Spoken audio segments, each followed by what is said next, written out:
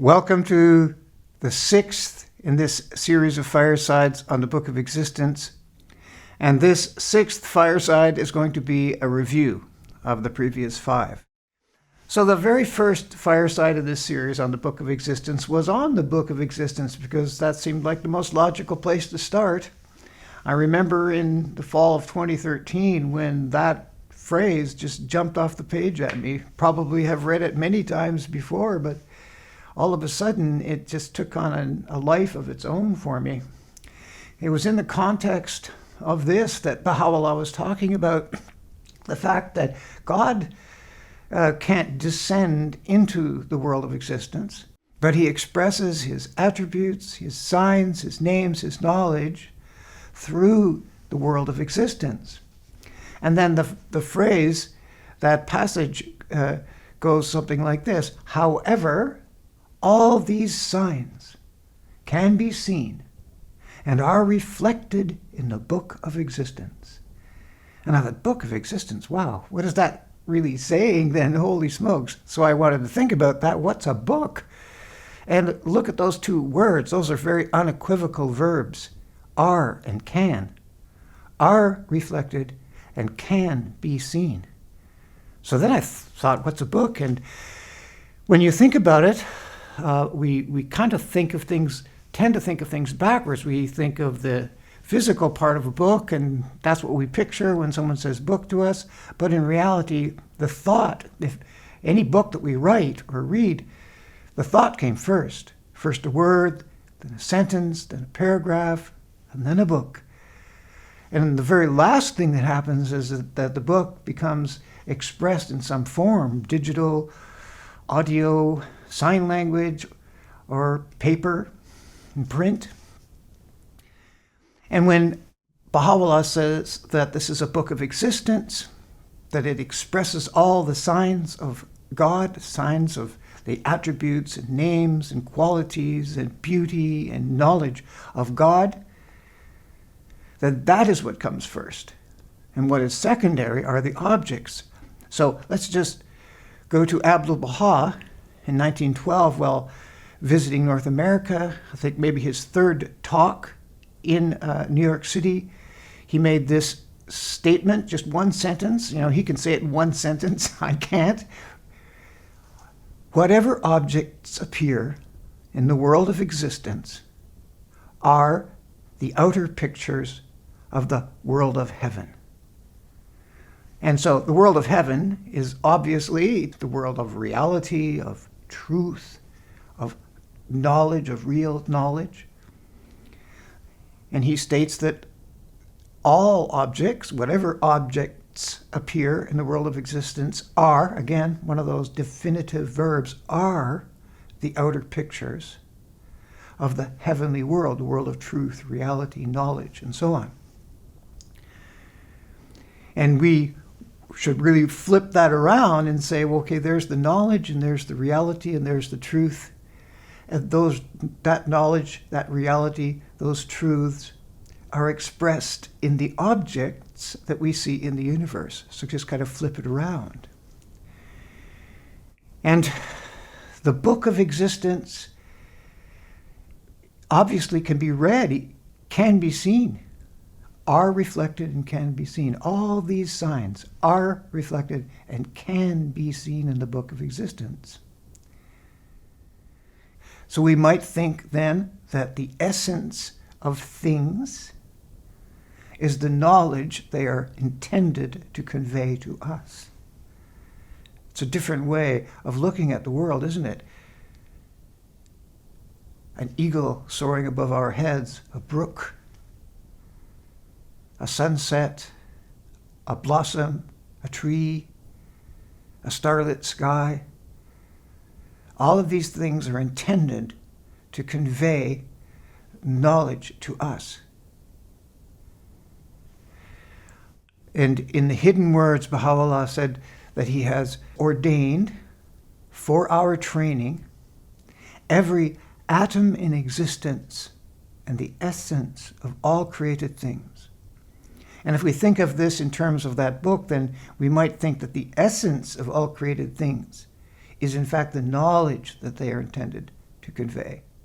And just like a physical book that we find on our shelf, the thoughts and the ideas came first, that in the world of existence, those thoughts, those teachings, that knowledge, the beauty of the Creator, the expression of the Creator came first and took form by which we see a picture, a representation, a depiction of those realities. So the universe is a depiction of a higher reality. And it is there for our edification, our learning, our growth, our training. Book of Existence. The second, so I thought, okay, how do you read the Book of Existence? If we have a book, and it's called the Book of Existence, so how do you read it? And one of the ways is through science. And I used the example of my cousin and I at my grandfather's cottage on Georgian Bay, and how we used to play by the hour on the dock. And as we played, as you might expect, things went off the edge of the dock and landed in the lake. And we didn't really want to bother my grandfather when he was busy doing something else, unless we kind of knew where that object was, so that it was, he could come down, we could jump in the lake, we could get it out, and he'd be back doing whatever he was doing around the property. So we learned pretty quickly that if we took our scuba masks and placed them on the surface of the water, we could see clearly down into its depths, right to the bottom. We could find whatever it was that we were looking for. Grandpa could come down, we could jump in and get it, we'd be done. And I think that science offers windows just like that scuba mask. That science offers windows when pressed up against the reality of the Book of Existence that allows us to peer deeply into its hidden realities. And it gives another layer of importance to science. Science is wonderful and important in itself, and it's filled with wonders. However, according to Baha'u'llah, science is just a pathway to deeper learning, and the scrolls that depict the shape and pattern of the universe are indeed a most great book. Therein, every man of insight can perceive that which would lead to the straight path and enable him to attain the great announcement. That, to me, is pretty clear. You may disagree with me, and everybody is allowed to have their own view of it, but I can't think of any other body of knowledge, any other book that depicts the shape and pattern of the universe than the body of knowledge we refer to as science. And he equates it as a path. And I think this is kind of how it works. So I thought, well, let's try one. And we looked at Dr. Suzanne Simard's Science on the Forest, where she discovers and clearly demonstrates that trees in a forest are not competing with one another, but are in fact cooperators, that they are a community of cooperators, not just cooperators, super cooperators, that they use the mycorrhizal networks beneath the surface of the soil, these tiny filaments from mushrooms that attach to the root hairs of the tree and allow trees to communicate with one another, know what the needs of their neighbor trees are. And once they know what the needs of their neighbor is, they provide one for another. They're super cooperators.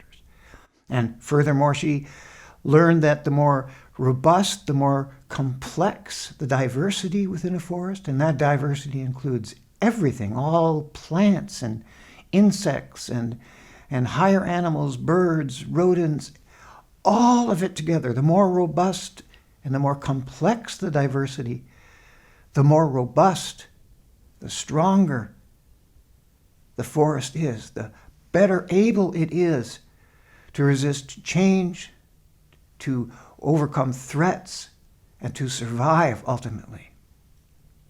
So in the end, we would have to ask ourselves, what does this tell us about ourselves? What is the message then that a forest, looking at the science of a forest as described by Dr. Suzanne Simard, what does it tell us, about our communities, about how we ought to be, how we can be?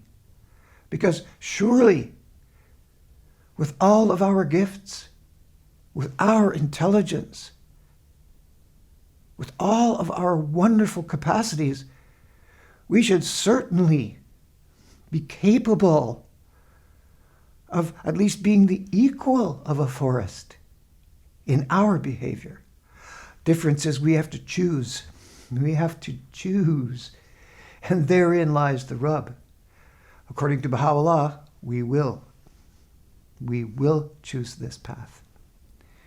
So that is the idea of reading the Book of Existence, looking through the window of science. And we can be very broad about how we describe science. There is empirical science and formally published science, but there's lots and lots and lots of science that we possess that we don't even realize is science. And that brought us to the parent garden, the third in the series on the Book of Existence. And we thought, well, let's look at how we can read the Book of Existence through an analogy, something that we can all relate to. And I chose garden because a garden is all about cultivation.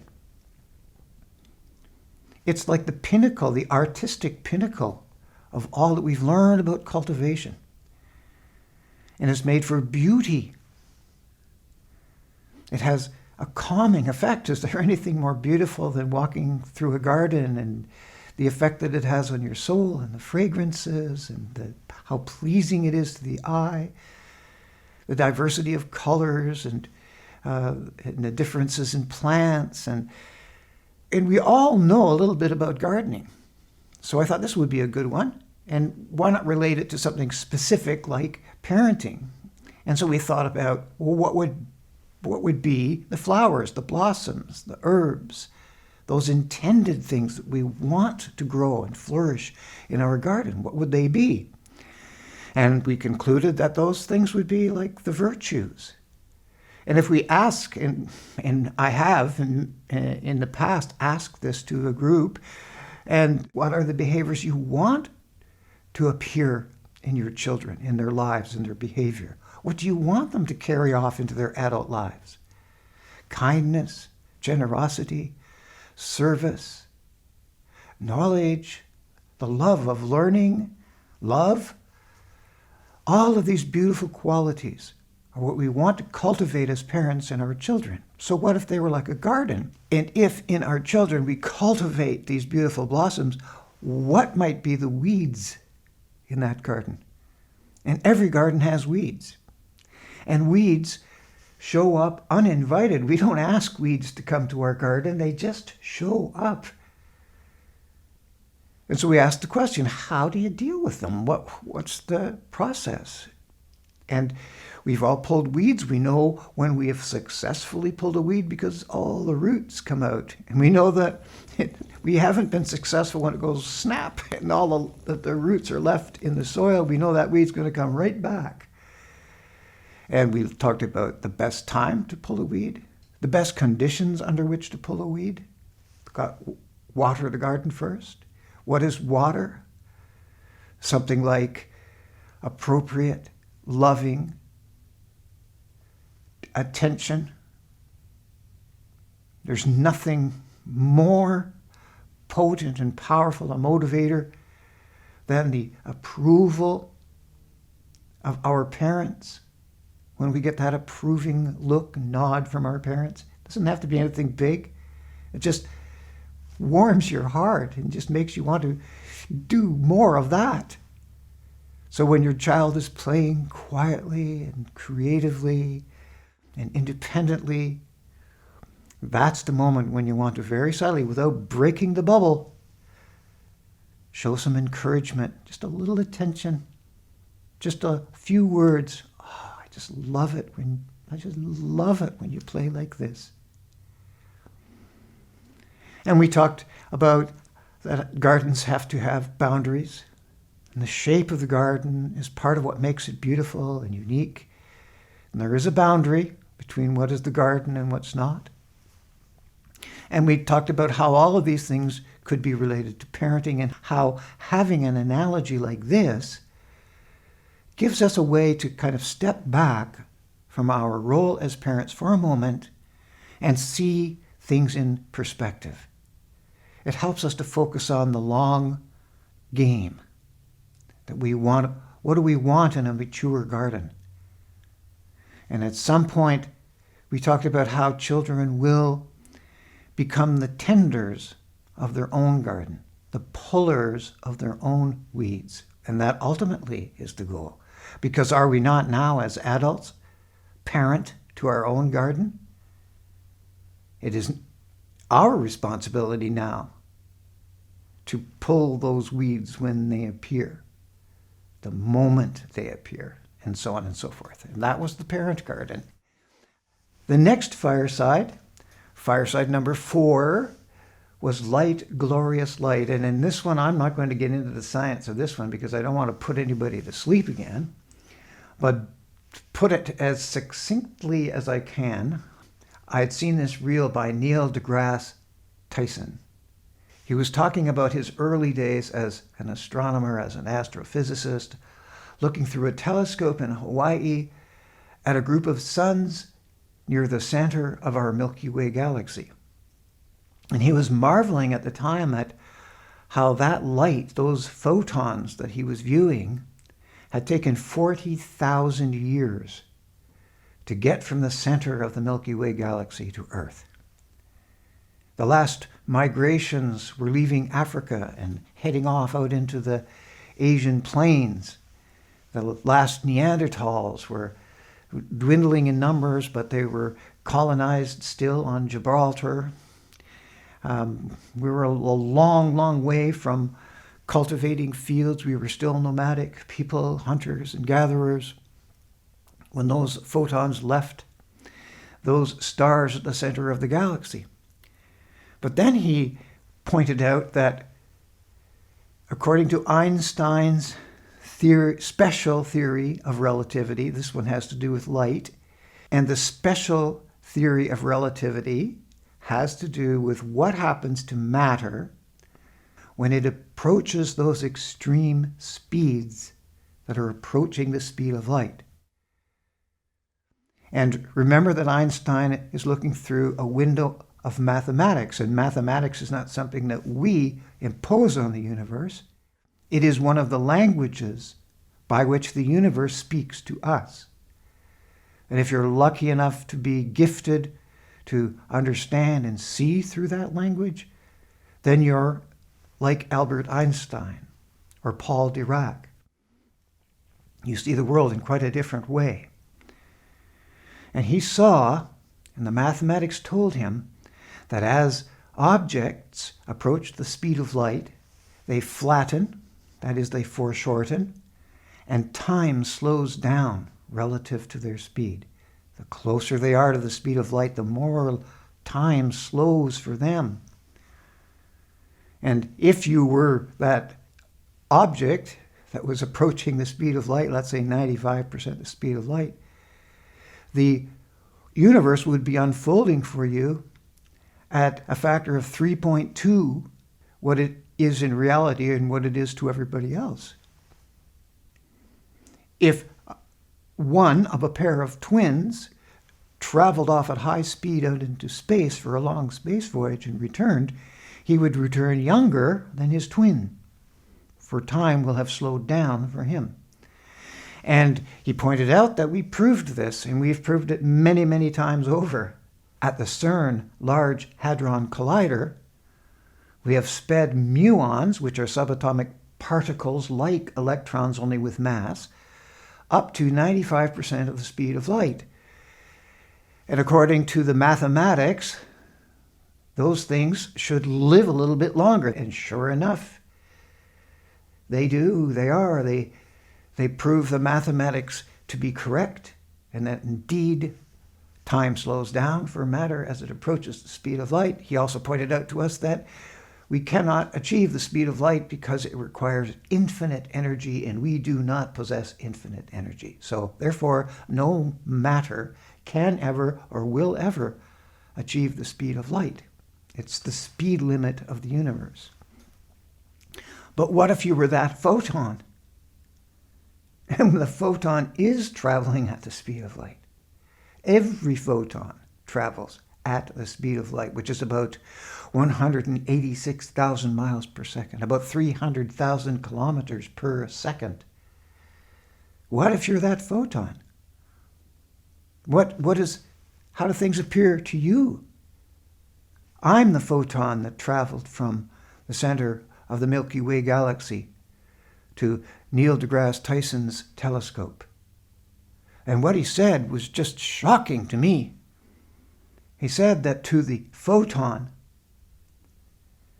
they arrive at his telescope at exactly the same moment they left the surface of their sun.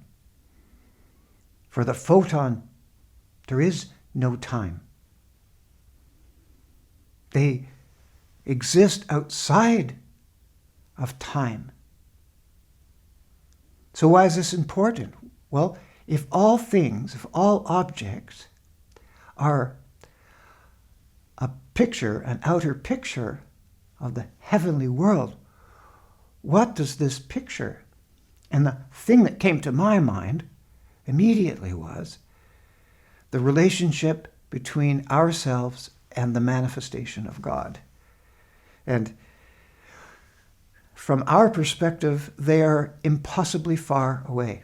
Think of our sun, and Abdu'l-Baha and Baha'u'llah many times use the sun and earth as a way of illustrating the relationship between the manifestation of God and us.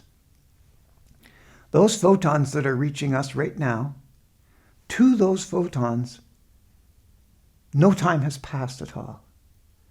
Their connection with Earth is immediate and absolutely intimate. Yet to us, the sun is impossibly far away, 96 million miles away. It takes 6 minutes from our perspective for those photons to get here. But to the photons, no, they're here. They're in both places at the same time. And I thought, is this not how it is? Our relationship with the manifestations of God.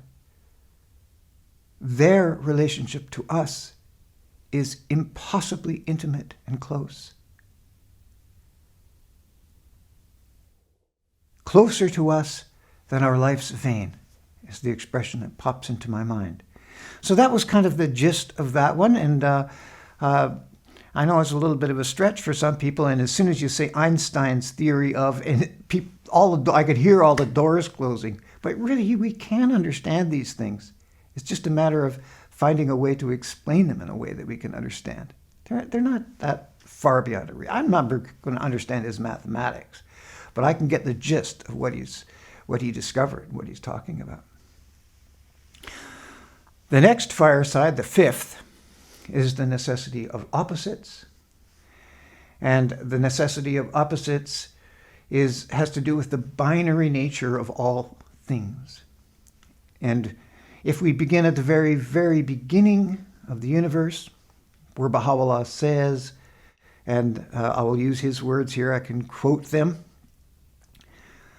"The world of existence came into being through the heat formed from the interaction between the active force and that which is its recipient. These two are the same, yet they are different." So here we have the manifestation of God, and if you're a Baha'i, then you believe that he is the mouthpiece of God, that his words are the words of God. And that here we have the Creator speaking to us and allowing us to glance a glimmering into the very, very first, tiniest moments of existence in our universe. The world of existence came into being through the heat formed from the interaction between the active force and that which is its recipient. And we can't know exactly, no one can claim to know exactly what Baha'u'llah is talking about. We can just take what we know and give it a shot. We're allowed to give it a shot. And my best shot probably would be the coming into existence of matter and antimatter. I have a question. I posted a question to a young scientist, a young woman who's a particle scientist at CERN Large Hadron Collider. And I just noticed that my battery is about to run out, so I'm going to have to pause here. But at any rate, I asked her what were the first particles that formed at the beginning of the primal expression of the universe. And we'll get back to that. Hold on, got to change the battery. And it takes us back to the very beginning of existence. That very beginning that we talked about a little earlier with Baha'u'llah talking about the active force in that which is its recipient. And that, my friends, is a binary. That's two things. That is a force and something to receive it. And then he says these two are the same, yet they are different. And my best guess on that one, is that it is speaking about the coming into existence of matter and antimatter. And this is one of the very earliest events in the universe, when matter and antimatter appeared in vast, vast quantities, and then really quite violently canceled each other out. All antimatter, under a certain atomic weight, annihilates with great explosive force, generating impossible heat and light energy. And in this crucible of unthinkably enormous forces, the very first subatomic particles of the universe began to form. And if we go back even further, that is before the primal expression, before energy moved into expression. And remember this, I don't use the term Big Bang because it is not a Big Bang. At any rate, we talked about the necessity of opposites, and I'm not going to belabor this point too terribly for you. Let's just leave it at that to say that everything exists in a dance of opposites. That's why we have cycles. That's why planets and suns and so on are round and then not square in some other shape. It's why we have things at all, is because of these little imbalances we see by virtue of light and dark. And in the world of knowledge, we know by comparing one thing to another, and this way of juxtaposing ideas so that we can see and know and learn and grow. They are necessary. And I'll leave this quote by Abdu'l-Baha for you to peruse once again. We'll let Abdu'l-Baha have the last word on this. And I thank you for your kind attention.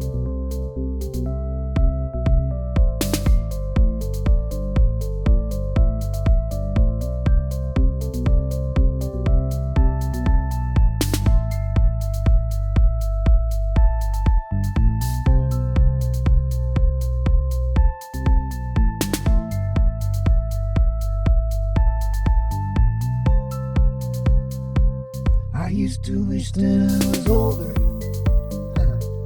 Now I wish that I was young. Looking back over my shoulder, my precious moments in the sun. Looking back, battles lost, battles won.